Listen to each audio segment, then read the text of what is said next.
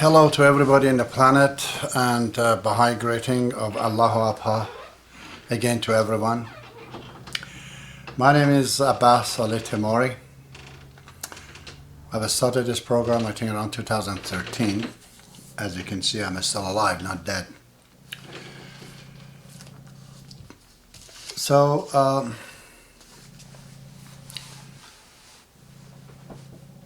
I like to dedicate this video to the people of China, to CPC, to the government of China, to the people of China. I am, ever since 18, makes it about 40 years, more, I'm in the Baha'i Faith. For so many years among the Iranians, when I became Baha'i, I told them they're going wrong, they shouldn't go do the way they're doing it. They wouldn't listen, including my member of my family.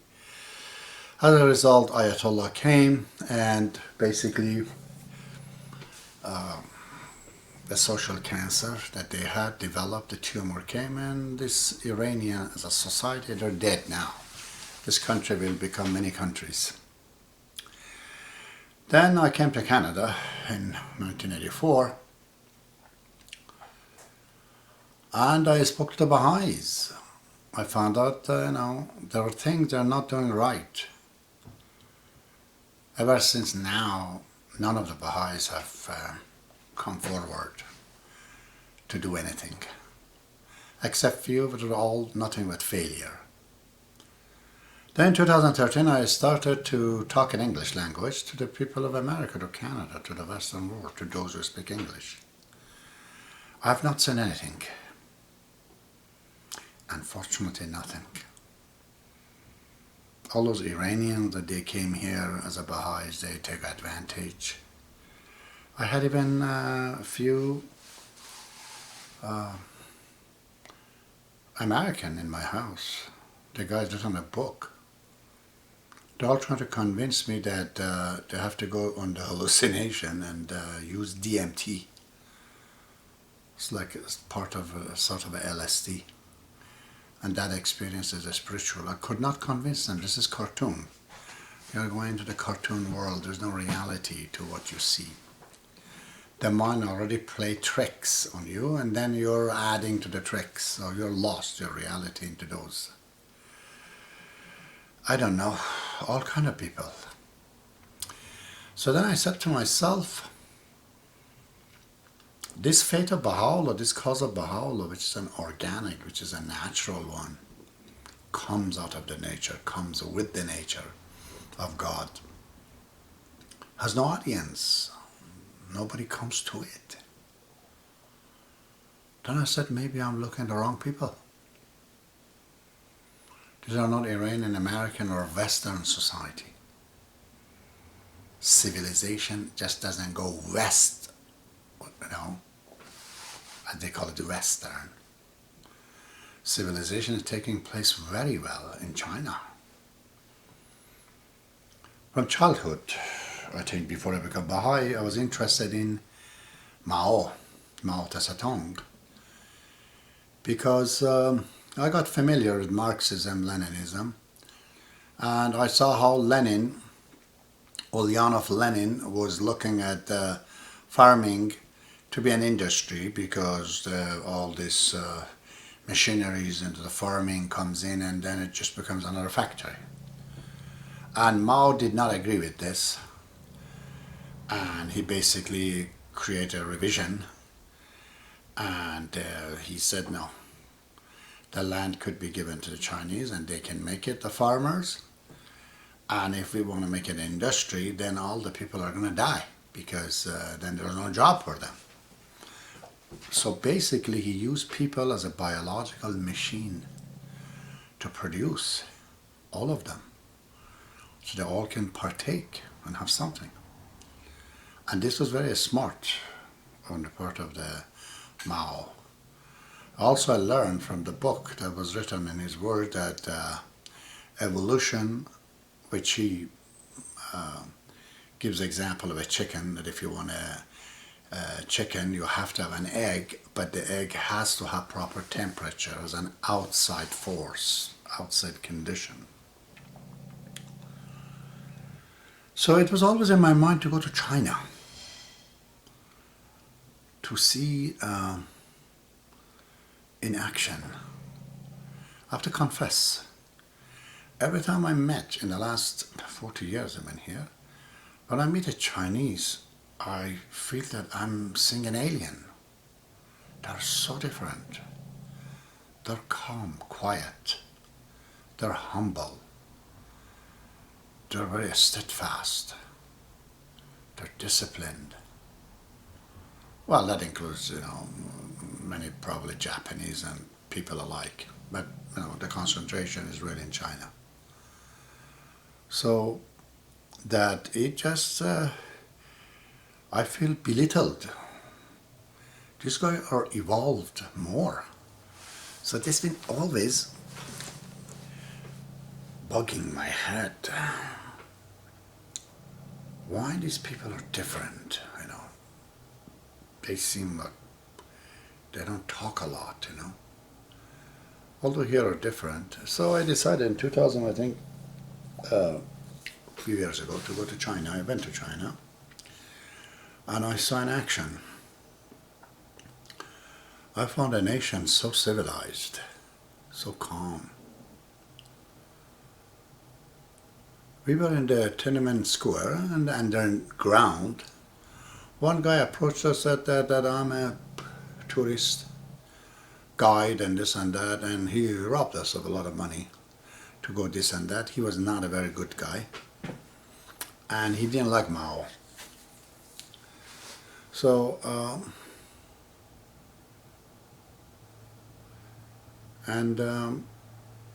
he then introduced us to a couple of other people to take us from Beijing to the city south. I don't remember right now.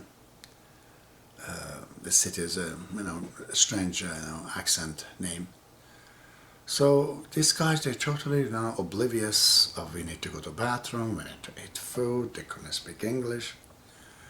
We went there and told them we have to come back, Lisa was completely dying. I had to get a ticket to come back. The air was not very good. The horizon looked orange.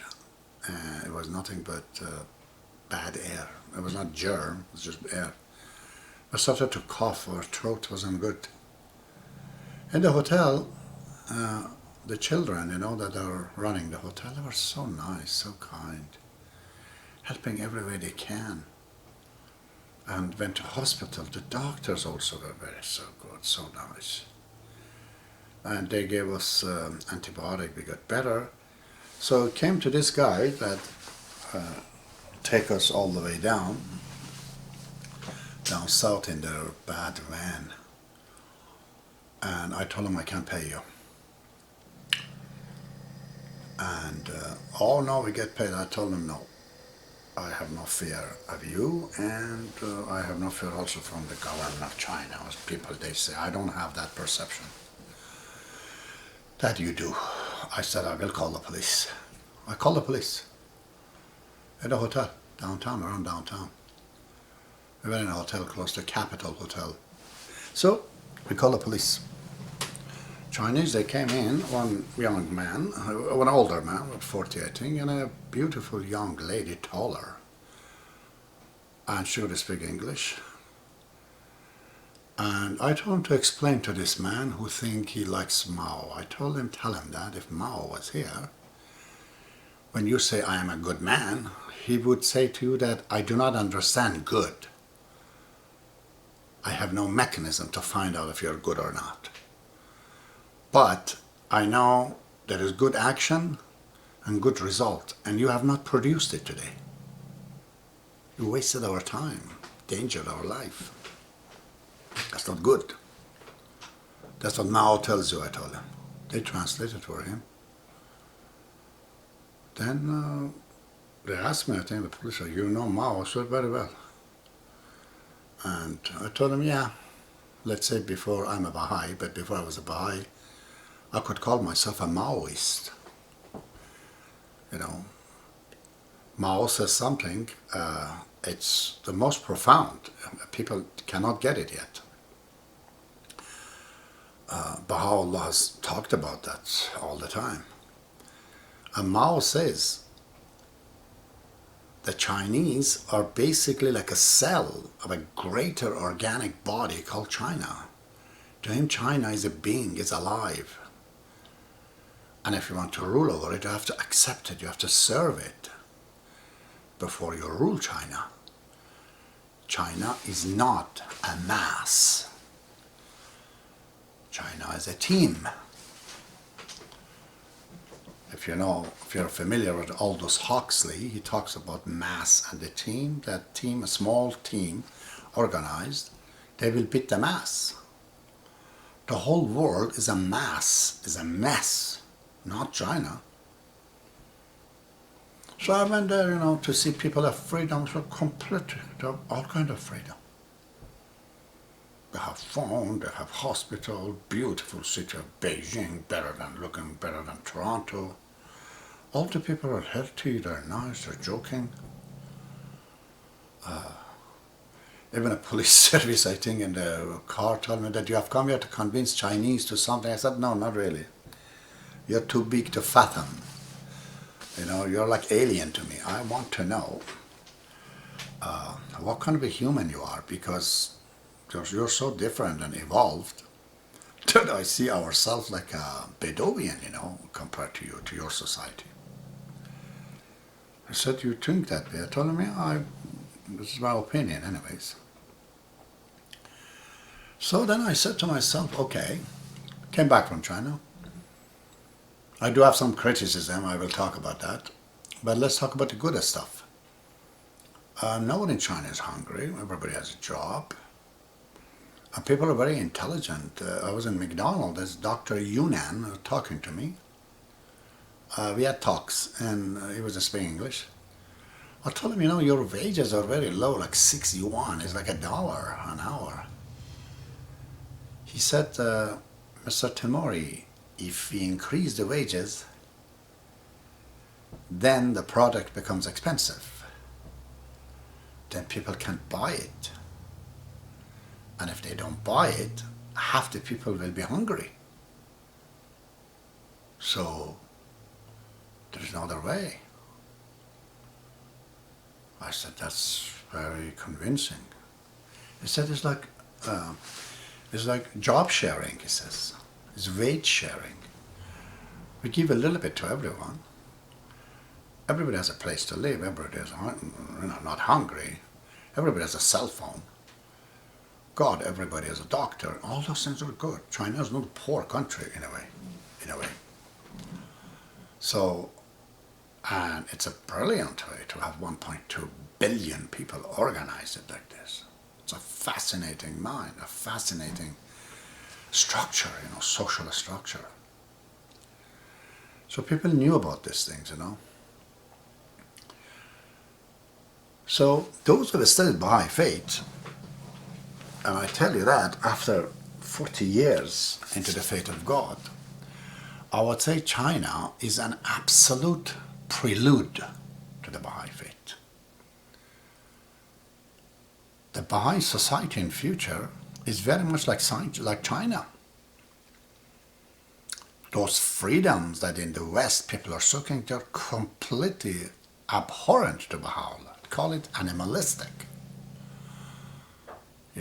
This is a freedom of everyone to do what? To eat other people, to go against others. Baha'u'llah talks about unity. You read one of his tablets, Tablet of Unity. He clearly says we have to be united in our wealth. The last stage of the unity, he says, is that those who have to think about others. And shouldn't be a voluntarily matter. Because some do, some don't. So that's the only way we can get rid of poverty. As far as the individual freedom is there, the individual freedom in the Baha'i Faith is there to do anything, as long as you do not go against the collective. And that's exactly what China is. So when essentially you're looking at a Chinese society, an American, which I've been in America a lot and in Canada, you can see a Canadian society, a Western society is individually based, runs mechanized by free enterprise. China is a collective. It's like the colony of ants, colony of bees. Everyone has a responsibility and they do it. And believe me, Mao did not invent this. This has been done long time ago. God knows how this is in the Chinese mind and Chinese thought. He is a part of the whole. But in US and Canada, it's not like that. An individual can threaten the collective, which is the government, which is the nation, all the time. It's a sign of, the US in a way is run by the dictators. Many dictators. Who can stop these inventors or this big mind and big ambitious man to create all kind of things to completely destroy people? To me, texting should not be allowed. Internet should be very limited. Formations like this can make people stupid. People have to try to read books, have some practical field to learn these things. So they have no wisdom. Wisdom comes through the process of learning. When really you have all these things, this information does not make you wiser. It does not create an inventor out of you, believe me. Your skills goes overwhelmed by so much information. So when you compare a society that's made out of a collective, never China can be threatened by Zuckerberg, by Bill Gates, by especially Donald Trump's, by Saddam Hussein's. They can't. A decision in China is made by all. So when, a stupid internet and all these media, they're saying that Chinese created the COVID. Why would they do? China looks at people as a source of energy, like Matrix, the movie. Everyone has an energy to contribute. Why would you want to destroy that? That's the biggest wealth. Wealth is not just oil or natural resource. The greatest natural resource are people. That's what Chinese society think. And it's based. So why would they create something to destroy their own people? On one hand, on the other, why would they want to kill Americans or anybody in the world? Your customers. Who wants to kill his customers? You're buying from them. And that's how they live, by selling to you. Okay? They don't want to destroy you. China wants a healthy society everywhere. And he wants to be in a fair competition. Our society, an individual is based on discipline and contentment. We're content with little. Okay? I'm not saying little. We're content with enough. All right? Our discipline. Therefore, we beat you. We're a team. We're a mass. The society is not really a collective. How can the society of America to be toppled by a man called Donald Trump? Because there are many Donald Trumps in there. The greatest, one of the worst thing that happens in a free enterprise society is bipolarism, sickness in the personality. You can't find it in China. Even it's very rare in India. India is more biological mass, but it's not organized, gargantuous. China is not. It has border for everything. But no freedom is taken away. Chinese are not feeling like captive. Go live in China. It's not like this. Those two police officers, they came and they said, I am right.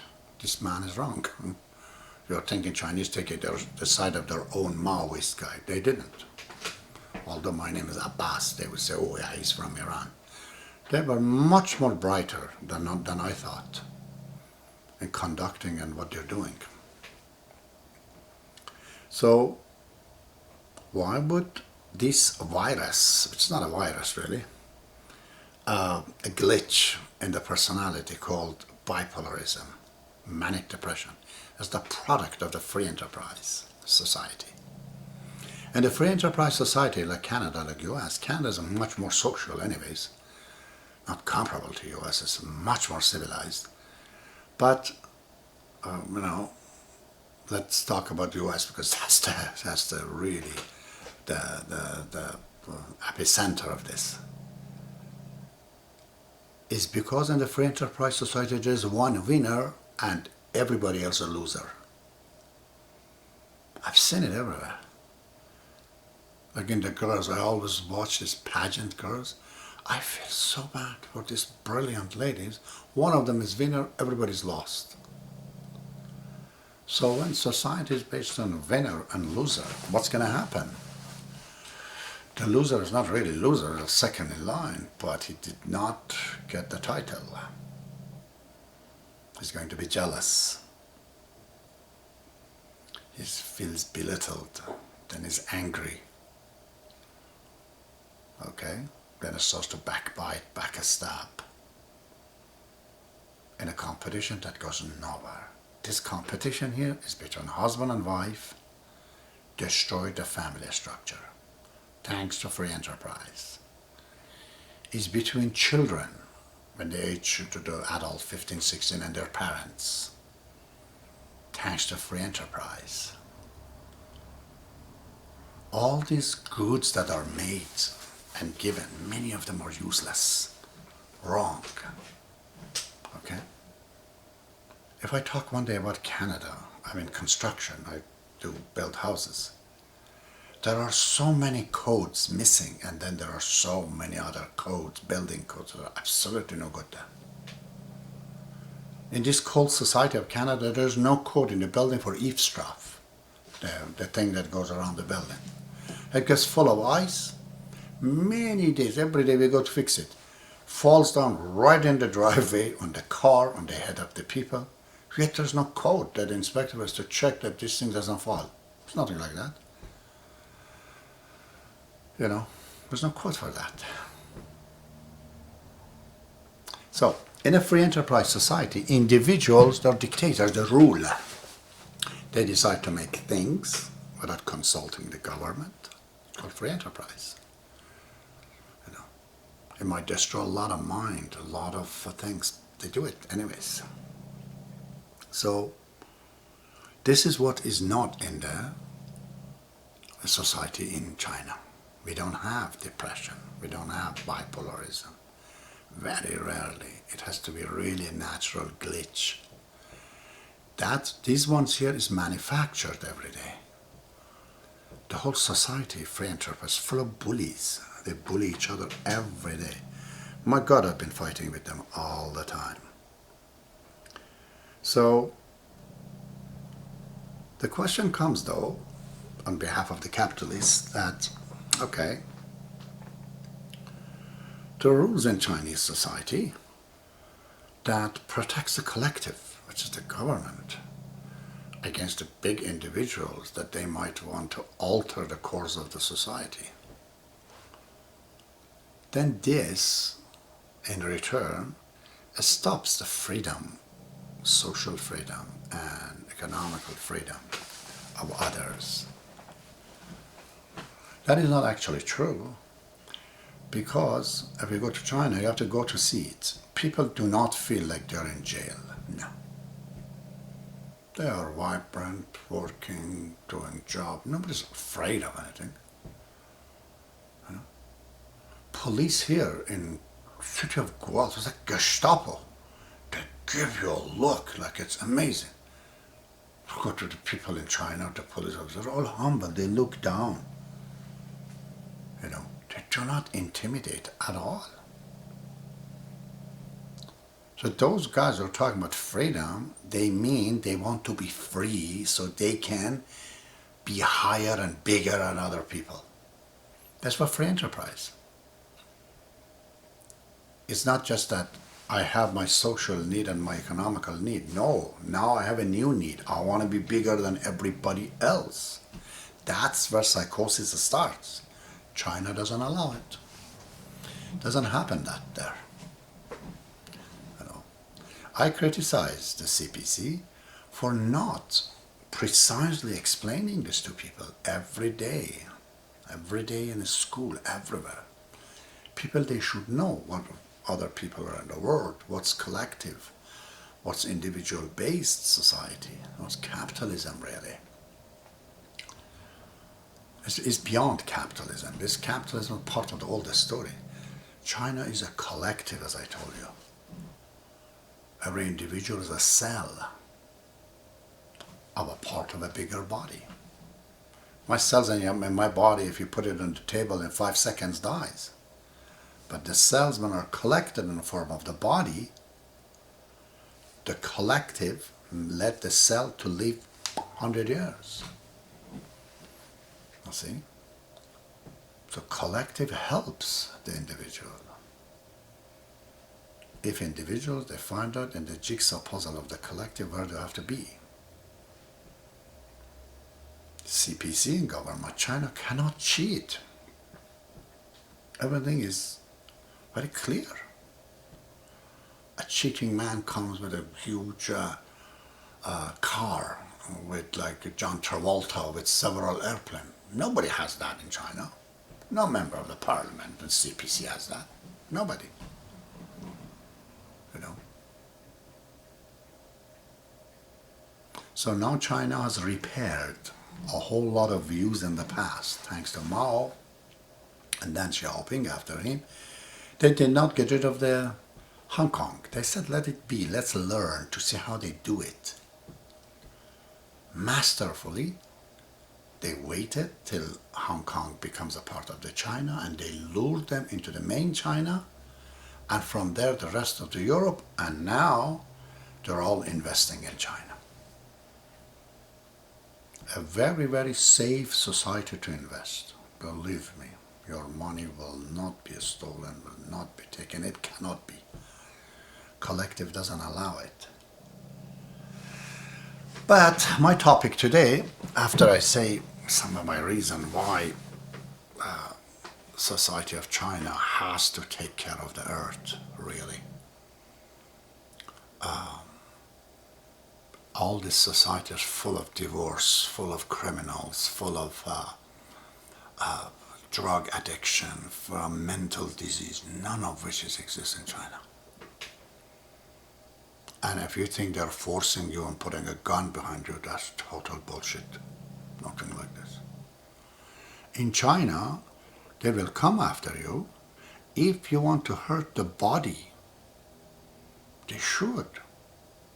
If you want to threaten the collective, the government that takes care of the people, you want to divide the society and let a lot of people die that way, of course they should prevent you.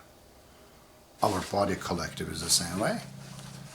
We cannot allow the microbes or germs or the cancer cell in my body to be free to do what they want to do. We get them and kill them and throw them out. Same way, if the people, they don't want to be a part of the collective, leave the country and go. But you want to stay here and divide the society and kill people? Of course they have to get rid of you. Those people are in Hong Kong and their freedom game is absolutely one of the most oblivious, most ignorant thing that they're doing. Freedom to do what? To bring the government down. Can't you see how many people are under this government? It's like more than clear. 1.23 billion people are all eating. They all have a place to sleep. They all have medicine. They all have cell phone. You can't do better than that when you have that much population. So, essentially, in my philosophy, which is called originalism, and I will be talking about the origin of everything soon, is that we can say our needs are essentially of three classes. There are economical needs, which all pertain to our body, whatever the body needs, material. Then it's social, which is my relationship to other human beings, where the training of children comes, when learning from parent comes, when we're dealing with your wife and husband comes, when you're talking to your friends comes, and within a society, 7 sections, We are a part of the city, part of a country, and part of the world. Social needs. Okay? And then there's the spiritual needs. That has no match, there's no social base for that. And there's no economical base. Actually, when your economy is done and you're good eating, and you had all your sex, and you had all your social needs done, and you're alone, you're thinking, who am I? Where have I come from? Who has made me?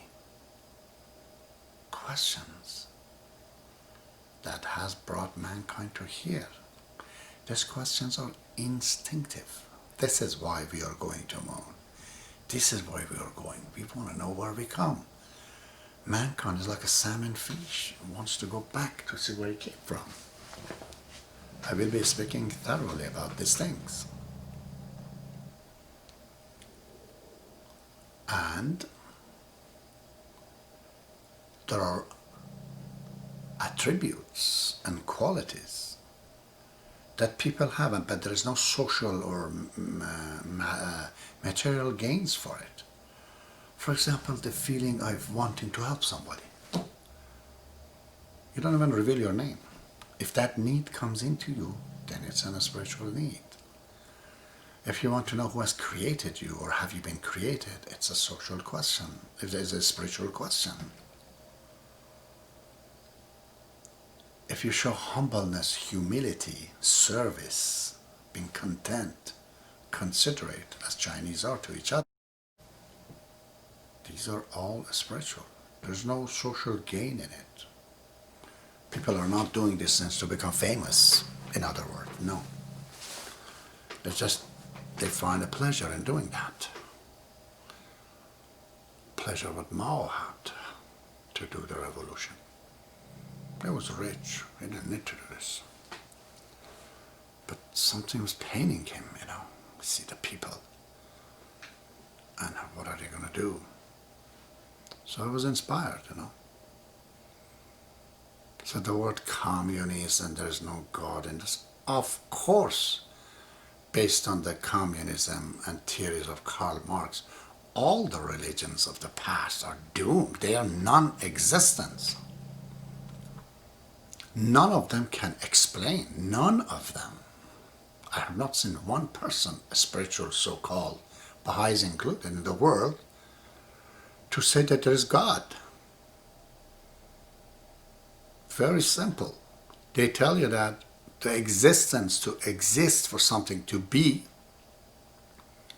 has to occupy an empty space, has to be in time, has to move. They ask, God moved? No. Is God in time? No. Does he occupy something like in a room? No. They say, well, that's the definition of nothing. How could nothing create things? Although today in the quantum theories they say that that's absolutely baloney. I will explain about that. They're gone wrong in many, many ways. I will bring down quantum mechanics to you to see what it is. Let us talk really scientific. So, but of the social need is taken care of, so is the material. The spiritual need will grow and will evolve. Mankind becomes spiritual. That is what's happening in China. You have to see how these youth help each other and serve each other. They're coming after us as a tourist to help us with absolutely nothing. I can't even pay them any money. They don't want to work. They don't do it for that. The boy takes me to hospital, help me explain to them where I am. He just enjoys doing that. I said to myself, Chinese, they need a religion. They do. Because millions of philosophies comes out now, and this and that, and they're not scientific based, and this could ultimately also breaks down this society. Karl Marx explains how capitalism entered into socialism, tools changes, relationship changes, and then it can't exist. It will have to turn capitalism or die. That's how feudal become capitalist, when capitalists become socialist. But the same thing exists also in the religious needs of the laws and explanations and theories that comprises a spiritual idea and theory. If they dies and is not responding to the need of the spiritual need of today people, they're doomed to die. Then this is a formula for the revolution, spiritually, socially, and materially. I have no problem with Marx as what he says, material, solution, material revolution, but I believe the same needs in social needs and spiritual needs is also genuine. So that's where I come now, and I'm going to explain in the next series, again, dedicated to the Chinese people, to the CPC, as let's go to the basic to see where we come from. Scientifically, is there God? Who is God? Where are we going? Is there a life after this? Is there an existence after this? Not Dalai Lama's stories, Today, those are insults to humanity. Where there are peoples like Einstein, and Max Planck, Today, we have evolved so much physically that a spiritual explanation of the past, it's really an insult. It's like you're getting a 60 years old man who has so much experience in the life and everything else, and put him with the little children in the class and teach him A, B, C, D. Even if he can't read and write, you can't put him among with the children to learn this. It doesn't work. You have to have a different system. So, I guess I'm done for now, but I'll continue this next time. See you.